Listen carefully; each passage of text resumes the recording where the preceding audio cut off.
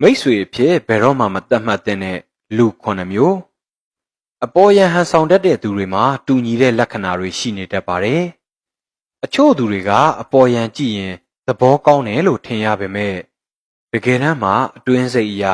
မိတ်ဆွေလှုပ်ဖော်ကိုင်းဘက်တွေပေါ်စိတ်ရင်းကောင်းသူတွေမဟုတ်ကြပါဘူး။လူတွေကြားထဲမှာမိတ်ဆွေကောင်းဖြစ်ချင်အောင်စောင့်နေတတ်သူတွေလည်းအမြဲရှိပါတယ်။သူတို့မှာဒီလိုလက္ခဏာတွေရှိပါတယ်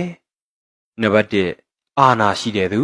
ယာရုရှိတဲ့သူတွေကိုလိုရာထက်ပိုပြီးလေးစားဟန်ပြပါတယ်။ကို့အတွက်အသုံးမဝင်သူကိုလှဲ့တောင်မကြည့်ပါဘူး။နံပါတ်2တခြားသူတွေကိုလမ်းညွှန်ပေးတယ်လို့နဲ့သူတို့လိုဖြစ်လာအောင်အကြိုက်ချင်းတူးလာအောင်စီယုံပါတယ်။နံပါတ်3အခြားသူတွေရဲ့အာယုံစိုက်မှုကိုနှီးမျိုးစုံနဲ့ရယူတတ်ကြပါသေးတယ်။နံပါတ်4သူတို့ဘလောက်တက်မြောက်ကြောင်းဘလောက်တော်ကြောင်းဆိုတာကိုအမြဲလူတွေရှိမှကိုယ်ဤတွေးပြပါတယ်